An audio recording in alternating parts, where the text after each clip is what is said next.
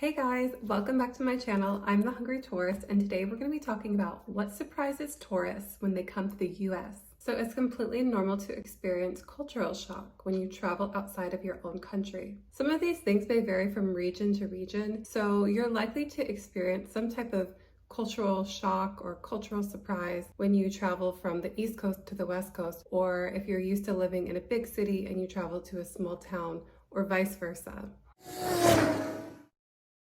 Okay, so the number one difference that you need to be prepared for from other countries in the USA is our car-centric culture. In the US, we have a complete car-centric culture. The culture behind cars is just embedded in the way we do things. Unless you live in one of the major cities with public transportation, you're gonna find it really hard to get around without a car. Getting Ubers and Lyfts and taxis are possible for places that do not have their own public transportation, but in order to do any real traveling, you're either gonna have to rent a car or stay with someone who has a car. Now, you may say, what about walking or biking, jogging? The reality is not all roads have biking and pedestrian lanes. And also, if you want to bike, some roads are not particularly friendly to bikers. This is something that I've always felt very frustrated about. I don't enjoy driving, I don't like driving, and depending on where you're driving, it's not always the safest approach. But in order to get where you want to go, and especially to cross state lines, it's almost a necessity. So if you want to get around this, I would say do your research on US public transit and find out what cities actually have reliable public transit. Some smaller towns may surprise you. There are walking cities. You just have to find them. And if you could plan a trip where you can take the bus or train from state to state and rely on Lyfts, taxis, and Ubers to get anywhere long distance, and you can take the subway or the metro within the city, by all means, try this approach. If you are planning to drive in the US, then you're in luck. Get ready to see some of the most incredible sights you've ever seen. Driving through the US can be a beautiful experience. You can drive through the beautiful national parks, deserts, forests, coastlines. There's just so many different things to see, and a car will grant you access to all of those things. Okay, next one. I always see this on those lists of things that may surprise you when you come to the US, things that will shock you. I can't say that I entirely agree with this, but I guess if there's enough people pointing this out, it must be true. Portion size. So portion sizes in the US are much larger than maybe what you're used to. I was just abroad, and to be honest with you, I didn't notice so much of the difference in portions, but I did notice the difference in taste. For instance, things are a lot sweeter in the US. Candy, our bread, our soft drinks, just our food in general is much sweeter. But that's a conversation for another day. If you are coming to the US, maybe consider that too. Portion sizes. So I'm really not one to order fries or soft drinks at a fast food restaurant or a restaurant in general. I really think this has more to do with the caliber of the restaurant that you're going to. If you're going to a mid-range to lower quality restaurant, you probably are going to see big, humongous, giant sizes. Going to a little bit of a nicer restaurant, the portions to me are not that much larger than maybe what you would see in certain places in Asia or Europe. But if this is really bothering you, my suggestion is if you're going out to eat with one or two other people, try not to order your own entree. Try to order something that can be shared amongst others. That way you don't feel like you have this responsibility to eat this giant entree or this fire plate of food. You also don't need to order an appetizer, eat the free bread, or have a dessert. It's really okay to go into a restaurant and order the entree and a water or something. Don't feel the need to try the really sugary soft drink if that's not what you're into. But I know that our portion sizes really do shock people, so it's good to be warned. Okay, and when we're on the subject of going out to restaurants, I'm also going to tell you about the tipping culture in the United States. So there is no way around it. If you're going to a restaurant, especially a sit-down restaurant, Tipping is expected. It's customary here, and if you're ordering lunch or dinner and your service was quality, then the expected tip is 18 to 20%. In most of the restaurants in the US, servers are completely reliant on tips. They make less than minimum wage hourly, so without tips, they do not earn a living wage. We have a saying here, if you don't tip, don't go out, and I definitely understand the frustration. I've been to countries where there is no tip included or it's not expected as much, and yeah, I love that. I love knowing exactly what my bill is going to look like when I place my order. But unfortunately in the US, we're just not there, and I don't think that's changing anytime soon. I also prefer the service in different countries. I'm not really a person who likes to be checked on all the time. I really would prefer if I just had to interact with my server when I'm listing my order and when I'm getting my bill. But that's just not what it is here. So when you're coming here, just be warned, you need to tip your servers and your bartenders. And I'll admit it is confusing sometimes. For instance, if we're going somewhere and I've never been to this type of facility and I'm not sure about the tipping culture in that certain area, I'll Google and ask Google. We were getting our car towed once and I had to Google if you were supposed to tip your tow driver. The answer is yes.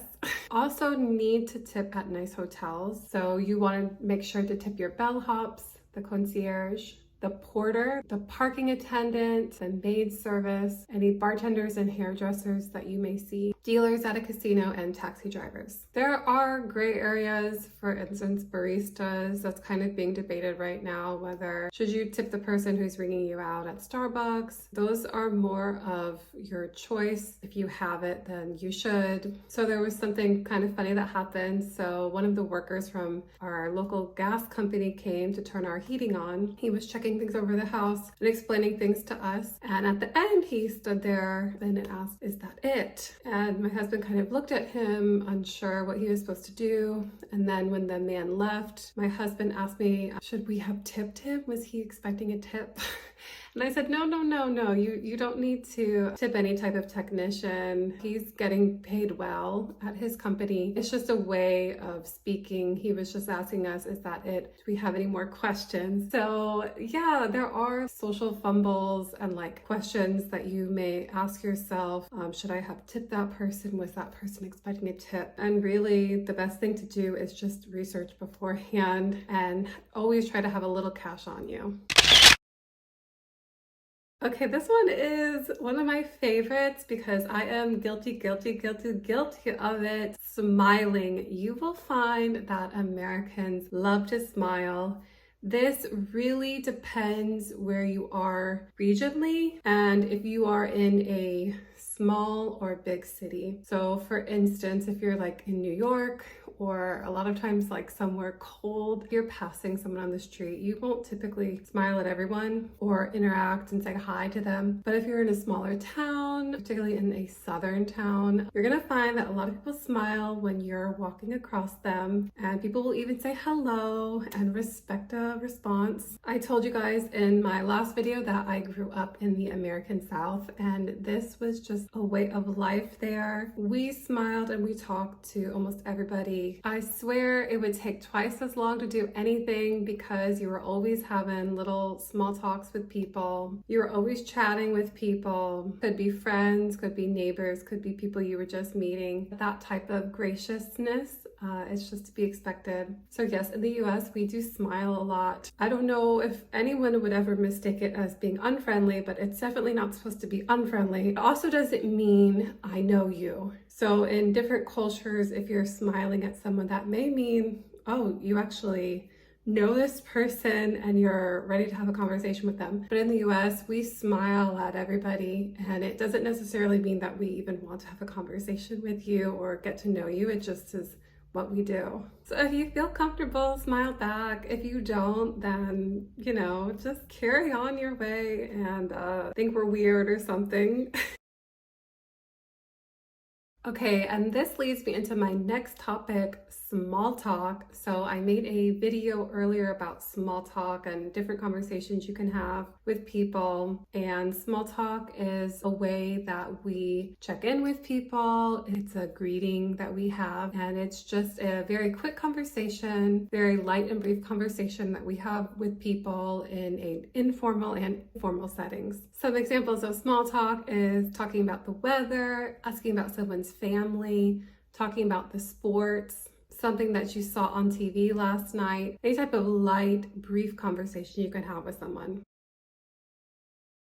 And that also goes into the topic of Americans asking someone how they are. Now, we are caring people who are in touch with their emotional sides. But if someone asks you, how are you? And it's maybe like a coworker or someone that you don't know very well, they're probably not actually asking how you're feeling. They probably want you to say, hey, I'm okay, or hey, just fine. It's more of a greeting than a question. And that's kind of what it is.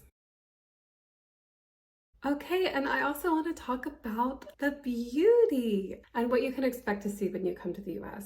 So if you're judging the US from what you see on TV or movies, the internet, especially film, a lot of the films are based in the same like 3 cities, New York, Chicago, and Boston, or in San Francisco or LA. The thing is though, the US is not just the West Coast and the East Coast. There's so much in between, and the cities might be densely populated, but we have all these states that are just vast, and there's a lot of untouched land. If you're coming to the US, please explore the national parks, the national forests, our monuments, our mountains, and our volcanoes and deserts. You can be in one state and it can be completely hot and desert-like in the south side, and then snowing, skiing weather up north. There's just so much that you can experience and see. I'm still in awe of some of the places I go in the US. I haven't been to all 50 states yet, but it's getting up there. And yeah, there's just such a vast difference of what you're able to see. I really can't say if I enjoy urban and city life better than being out in nature. I really enjoy both, and in the US, you really can have both. So be prepared for some sightseeing.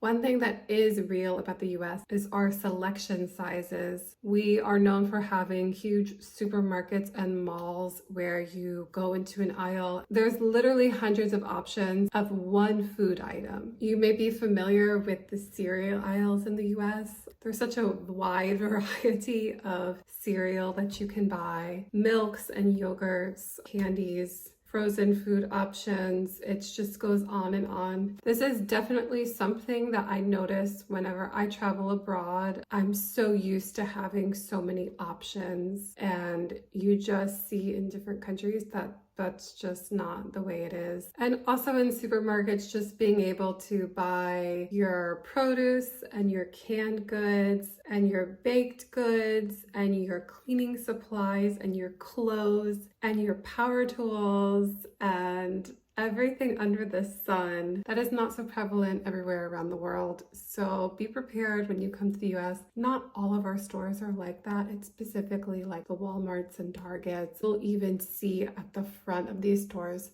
supermarket, super Walmart, whatever it's called at this point. That's not my preferred place of shopping, but I mean, they are very handy sometimes. And lastly, one thing that I really notice again when I travel outside of the US is just the options in general that we have in the US, the variety of different foods that we have, the diversity of restaurants, that you can get authentic food in the US, the amount of stores and restaurants that stay open. A lot of these stores and restaurants really cater to the customer. The consumer has a lot of say in their purchases and when they're purchasing. Unless you're going to a small town, you can just always rely on something being open 24 hours, unless it's Christmas or New Year's.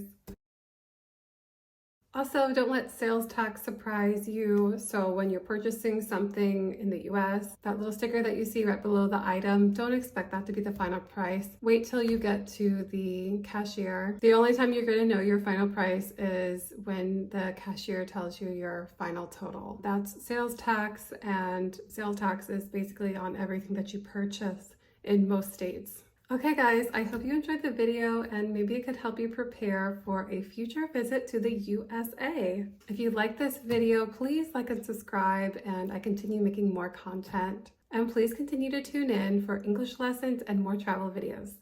Bye!